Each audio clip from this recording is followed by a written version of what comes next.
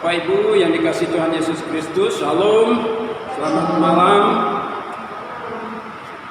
Malam hari ini kita ibadah dalam ibadah YRT.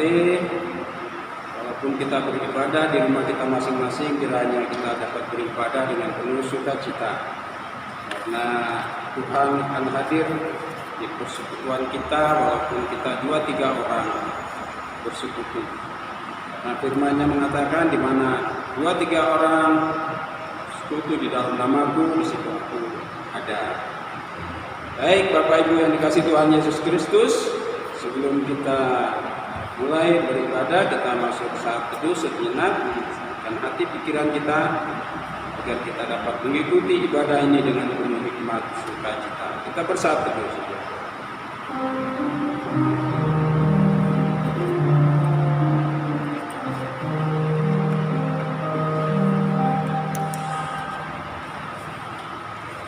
Jemaat, mari kita berdiri untuk menghadap Tuhan, menyembahnya serta memuliakan namanya, karena kasih setianya besar kepada kita.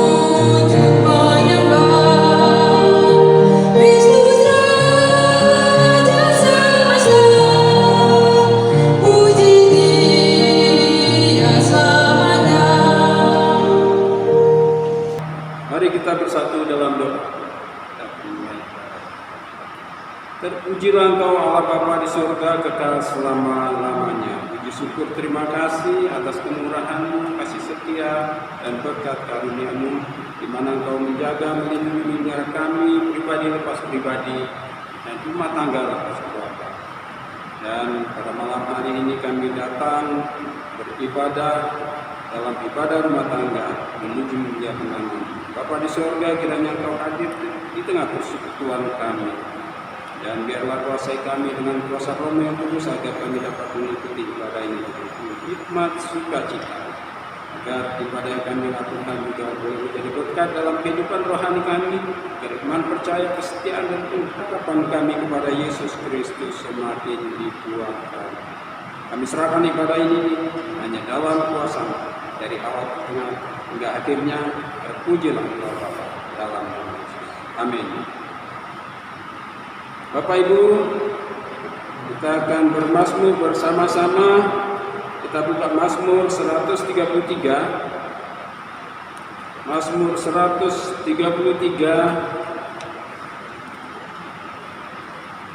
ayat pertama sampai ayatnya yang ketiga kita bermazmur.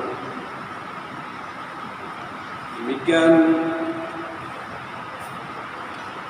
Sungguh alangkah baiknya dan indahnya apabila saudara-saudara diam bersama dengan rukun, seperti minyak yang baik di atas kepala, meleleh ke janggut, yang meleleh ke janggut Harun dan ke leher jubahnya, seperti embun gunung Hermon yang turun ke atas gunung-gunung Sion. Sebab kesanalah Tuhan memerintahkan berkat, kehidupan untuk selama-lamanya. Ya, silakan Bapak Ibu duduk kembali.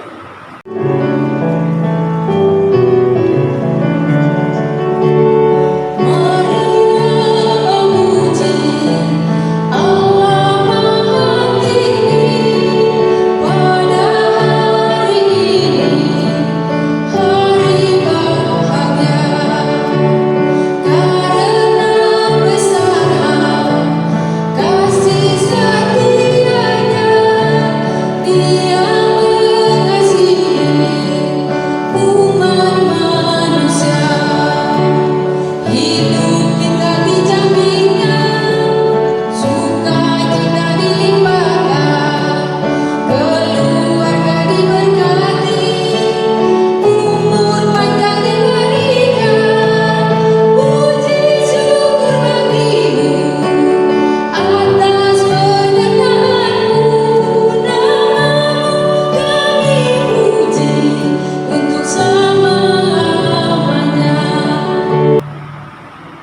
Firman Tuhan, mari kita satukan hati kita bersatu di dalam doa, kita berdoa. Tuhan, inilah kami, anak-anak-Mu yang datang merindukan Engkau hadir dalam kehidupan kami melalui ibadah yang kami laksanakan di tempat rumah tangga kami masing-masing, keluarga yang kami cintai. Tuhan Yesus, saat ini kami mau menyambut kehadiran Tuhan melalui firman Tuhan yang akan kami baca dan dengarkan dan renungkan bersama.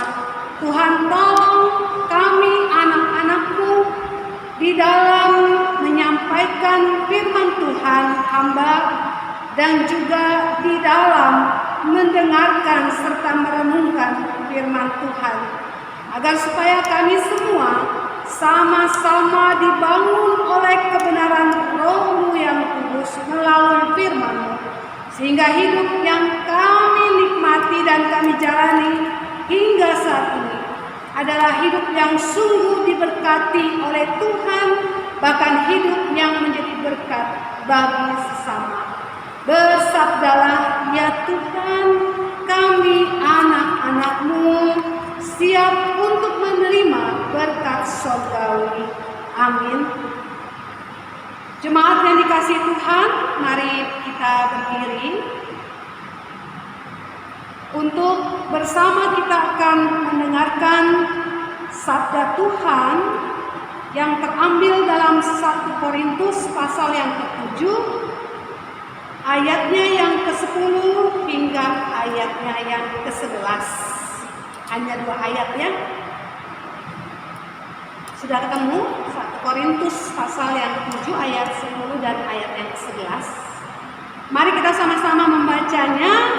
Demikianlah bunyi firman Tuhan, kepada orang-orang yang telah kawin, aku tidak, bukan aku, tetapi Tuhan perintahkan supaya seorang istri tidak boleh menceraikan suaminya. Dan jikalau ia bercerai, ia harus tetap hidup tanpa suami atau berdamai dengan suaminya. Dan seorang suami tidak boleh menceraikan istrinya. Demikianlah sabda Tuhan, terpujilah Kristus. Haleluya.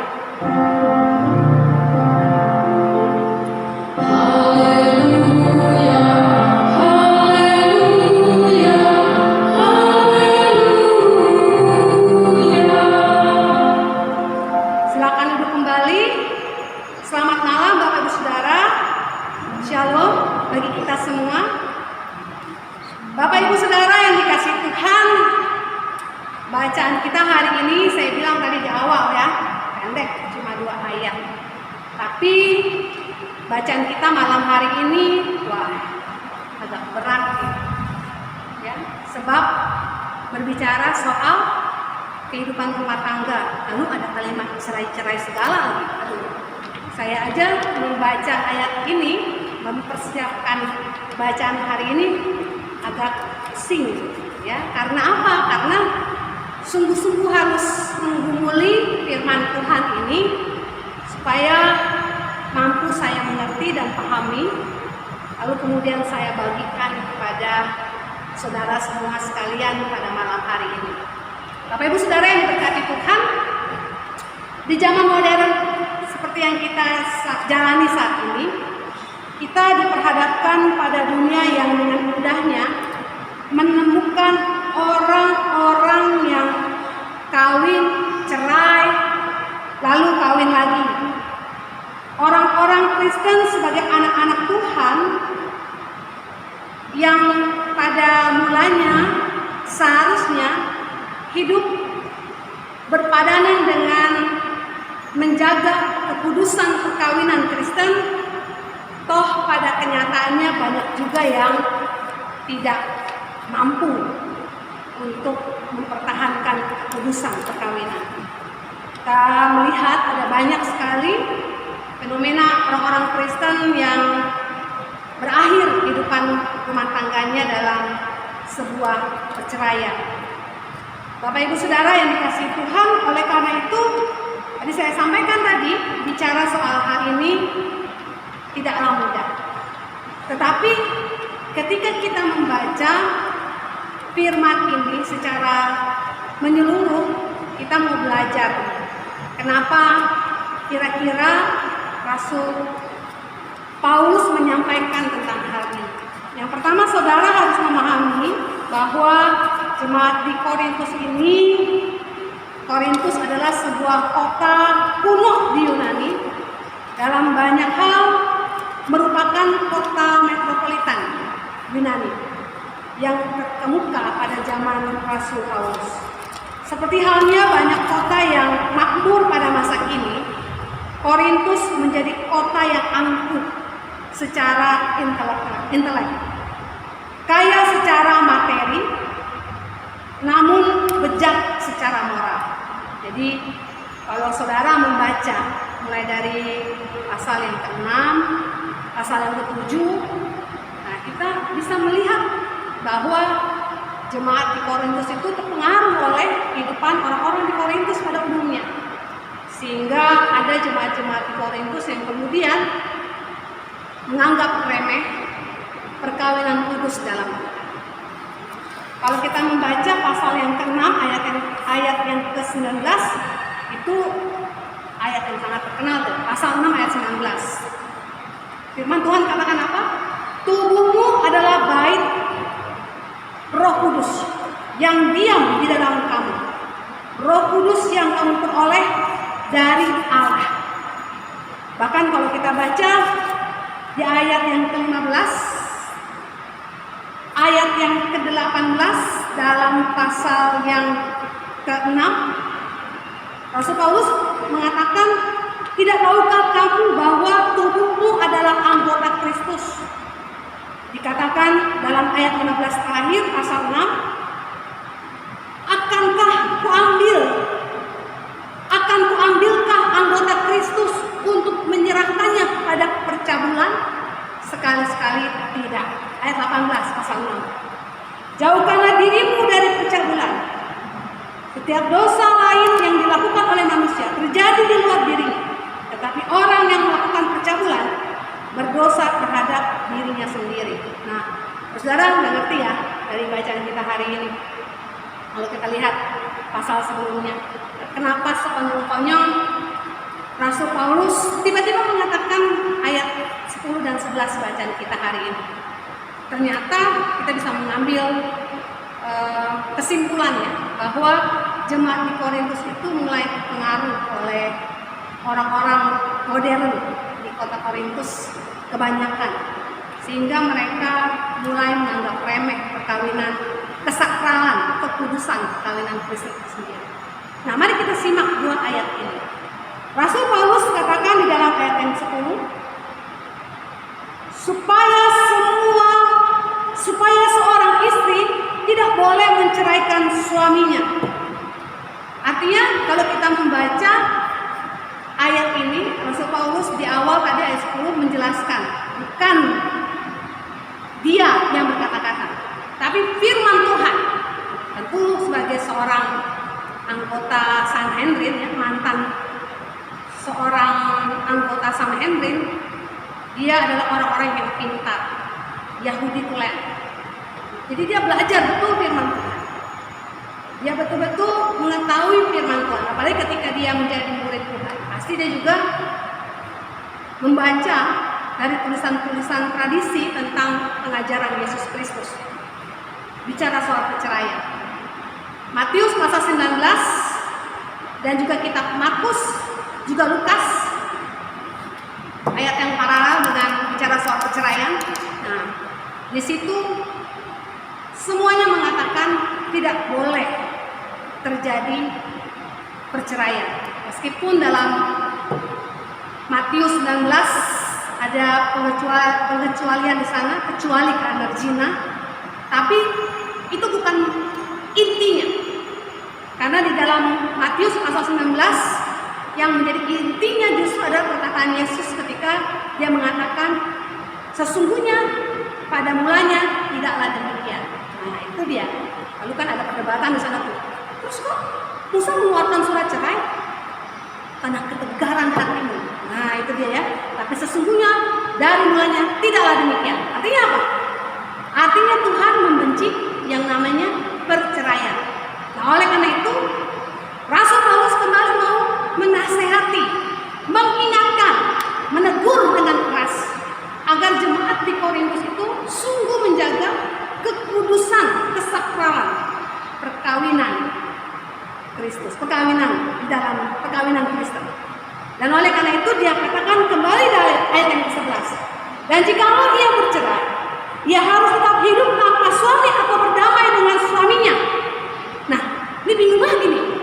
Tadi katanya ayat 10 nggak boleh ada perceraian. Loh, tapi kok di ayat yang 11 dikatakan jikalau ia bercerai.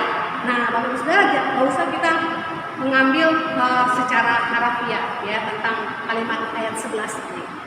Rasul Paulus menyampaikan di ayat yang ke-11 ini tidak bertolak dengan ayat 10, enggak. Tetapi yang Rasul Paulus maksudkan di dalam ayat 11 ini berkaitan dengan perpisahan sementara, bukan perceraian secara resmi, bukan berpisah, bukan bercerai. Nah, jadi ketika ada dalam anggota keluarga, hubungan suami istri ada masalah, misalkan ada kekerasan gitu ya, yang mengancam keselamatan jiwa pasangannya atau anak-anaknya, sebaiknya pisah dulu. Tetapi dikatakan dalam Rasul Paulus bilang apa? Tetap hidup tanpa suami. Jadi artinya berpisah bukan untuk menikah lagi, enak aja, ya. Jadi kalau udah berpisah ketemu yang lebih pas, lebih seksi, lebih ganteng, lebih cantik, terus kawin. Enggak, bukan begitu. Tetapi berpisah, apa katanya? Untuk hidup berdamai dengan suaminya kembali. Nah, artinya apa? Artinya harus menarik dulu. Kalau kita baca ayat yang kelima, pasal 7, dikatakan di sana apa? Janganlah kamu saling menjauhi, kecuali dengan persetujuan bersama untuk sementara waktu, supaya kamu mendapat kesempatan untuk berdoa. Nah, itu dia. Jadi kita kalau ada masalah dalam keluarga, kita ambil ketenangan. Perginya jangan pergi ke panti pijat atau pergi ke kafe-kafe yang banyak godaannya. Nah, misalkan kita pergi retreat atau misalkan kita pergi ke rumah saudara untuk tenang, ya, menenangkan diri, untuk punya kesempatan berdoa, merenung kembali, ya, perjalanan cinta, mengenang waktu zaman dulu pacaran, ya, masih cinta-cintanya. Jangan ketika udah menikah lalu kemudian hilang deh, habis manis apa dibuang, jangan. Nah, ini yang Rasul Paulus mau sampaikan. Dalam kehidupan perkawinan Kristen, boleh nggak kita ketika berantem mengucapkan cerai? Oh, nggak boleh. Ini yang sering kali ngomong cerai-cerai ini biasanya perempuan nih. Kalau ada masalah sedikit, cerai. Apalagi zaman dahulu. Ada lagu zaman saya kecil ya, masih musimnya Aneka Ria Safari. Ya, kalau hari Minggu tuh kamera dia. Pokoknya itulah. Sering lagu Betharia Sonata itu. Lagunya apa? Pulangkan saja aku pada ibuku atau ayahku. Nah, akhirnya apa yang terjadi? Pemerintah pada tahun berapa tuh kemudian melarang untuk lagu itu kemudian dikumandangkan lagi di radio atau televisi. Kenapa? Karena ternyata lagu itu juga mempengaruhi orang-orang Indonesia pada saat itu, tingkat perceraian tinggi. Orang dengan mudahnya pulangkan saja aku ke rumah ayah dan ibuku. Lah, oke gitu kita kapan dewasanya? Ada masalah sedikit kabur, ada masalah sedikit kabur. Nggak boleh. Kita harus tenangkan diri, kita selesaikan bersama-sama masalah kita tanpa kekerasan dan damai, peace. Nah, Bapak Ibu Saudara, firman Tuhan hari ini mau kembali untuk menyadarkan kita menghargai perkawinan Kristen yang masing-masing kita semua jalani. Biarlah ketika saudara dan saya memasuki hubungan perkawinan, kita sungguh-sungguh menjaga kekudusan itu. Karena ketika kita disatukan dalam kehidupan perkawinan, 1 tambah 1, 1, bukan 2. Perkawinan Kristen itu bersifat kudus dan monogami, bukan poligami. 1 untuk selama-lamanya. Kalau saudara terima di masa mudanya, masa tuanya juga harus terima. Kalau saudara pernah mengalami jatuh bangunnya kehidupan rumah tangga, syukuri itu semua sebagai hal yang semakin mempererat perkawinan saudara. Nah, pandemi COVID-19 ini membuat kita semakin akrab ya. Dulu ibadah bersama-sama di gereja ya, mungkin gak sempat lagi untuk beribadah di rumah. Nah, saat ini kita semua dipaksa ya untuk beribadah di rumah. Bersama-sama kita mendirikan bait Allah di rumah kita masing-masing. Jadi ketika pandemi COVID ini sudah berlalu, kita udah terbiasa ibadah di rumah. Gak canggung lagi, gak kaku lagi, karena udah sama-sama, udah merasakan ibadah, udah terbiasa beribadah di keluarga. Kekudusan perkawinan hendaknya menjadi bagian dalam kehidupan jemaat GPID Batu Hayat dan Wajibat. Amin.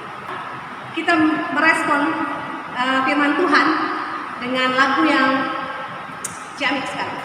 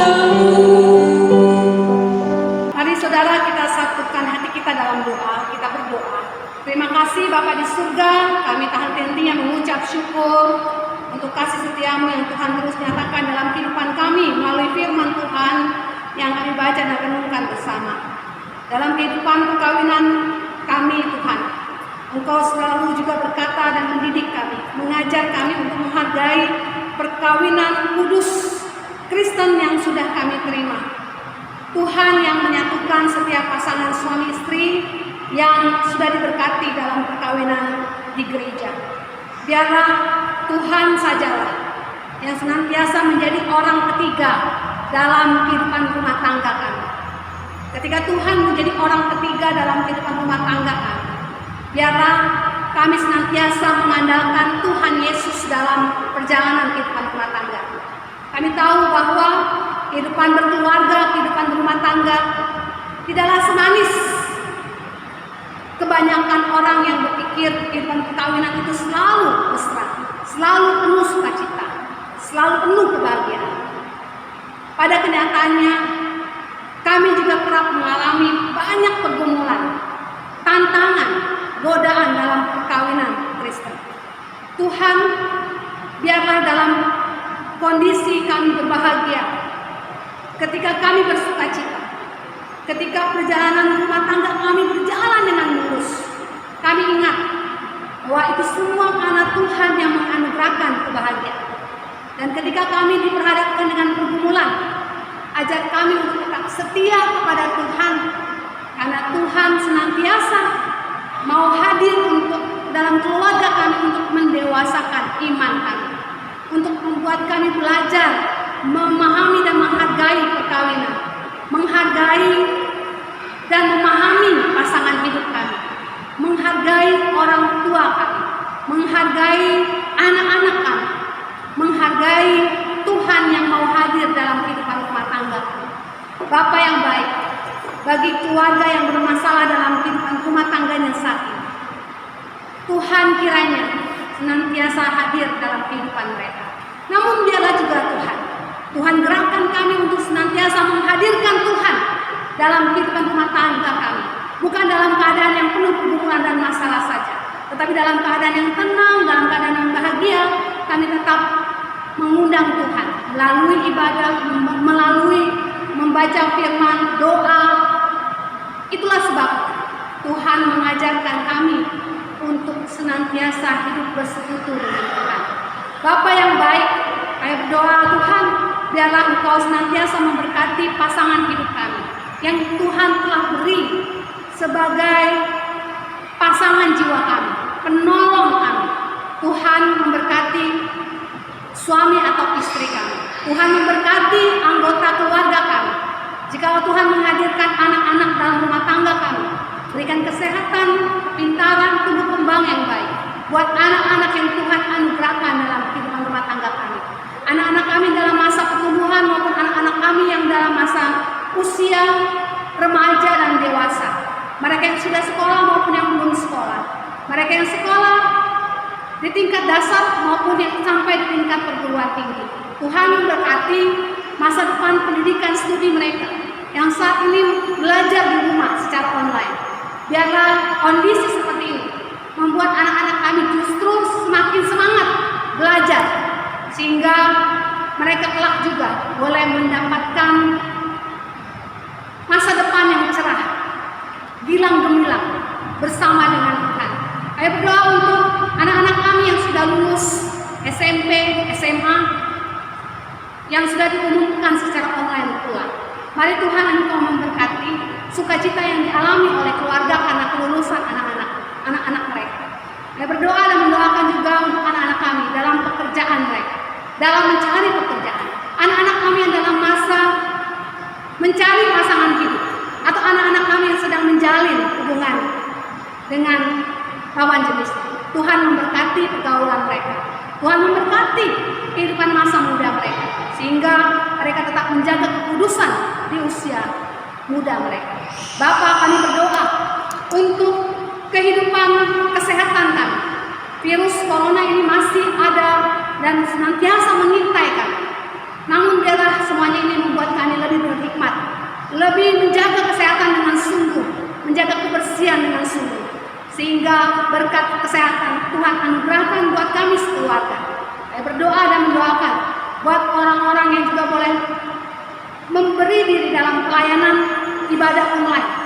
Saya berdoa untuk pemandu lagu, untuk organis, untuk petugas sound system, untuk Bapak Penatua Kendek, bahkan juga untuk Saudari Naomi dan Bapak Cherry Sidabutar yang boleh memberi diri dalam pelayanan.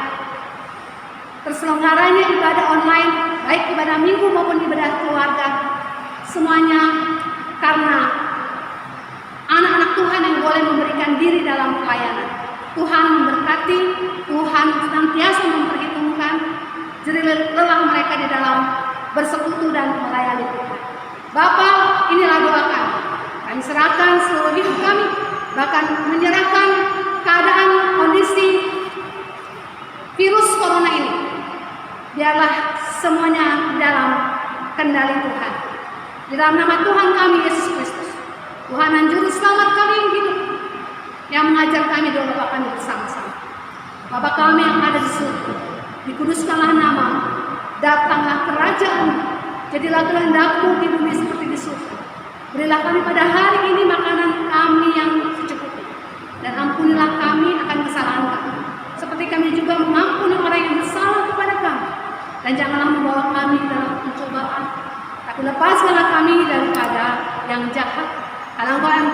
kerajaan dan kuasa dan kemuliaan sampai selama-lamanya.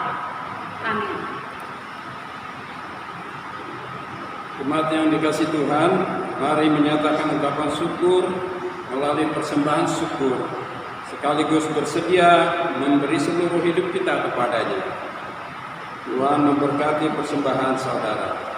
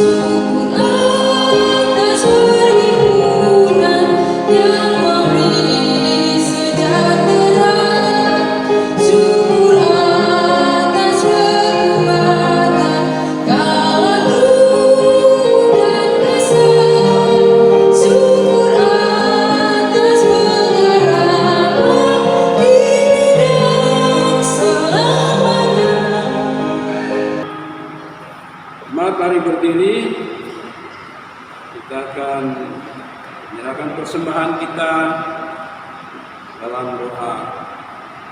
Mari kita bersatu dalam doa. Kembali ungkapan puji syukur kami naikkan ke hadirat-Mu Bapa atas segala kemurahan dan kasih setia. Mana Engkau telah hadir di tengah persekutuan kami. Firman yang telah disampaikan kepada kami. Dan saat ini kami bersyukur, menaikkan ungkapan syukur melalui persembahan yang kami berikan kepada-Mu. Kiranya Kau berkati, kuduskan, agar nantinya dapat digunakan untuk memuliakan nama-Mu melalui jemaat-Mu di berkat hayat. Dan kiranya Kau berkati majelis yang mengelola, agar mengelola sesuai dengan kehendak. Dan berkati kami semua yang telah memberi dengan sukarela dan dengan suka hati. Biarlah melalui pekerjaan dan upaya usaha yang kami lakukan, berkat-berkat-Mu nanti akan juga kembali. Terpujilah Engkau Bapa dalam nama Yesus. Amin. Jemaat yang dikasihi Tuhan, mari berdiri.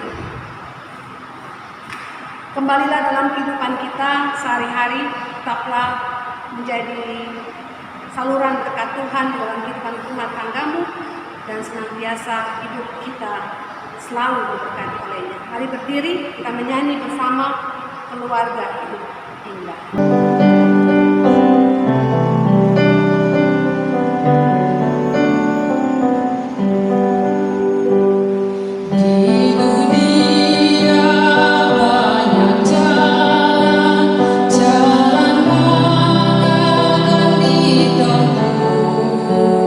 Jalan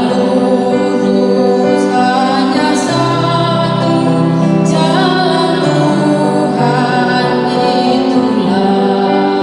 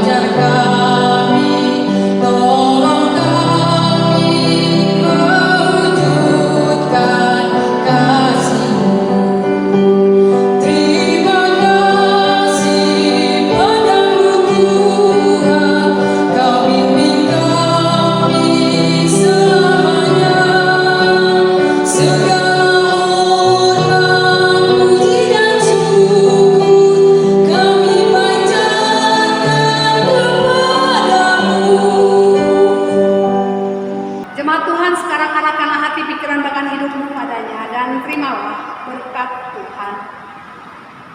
Damai sejahtera dan kasih dengan iman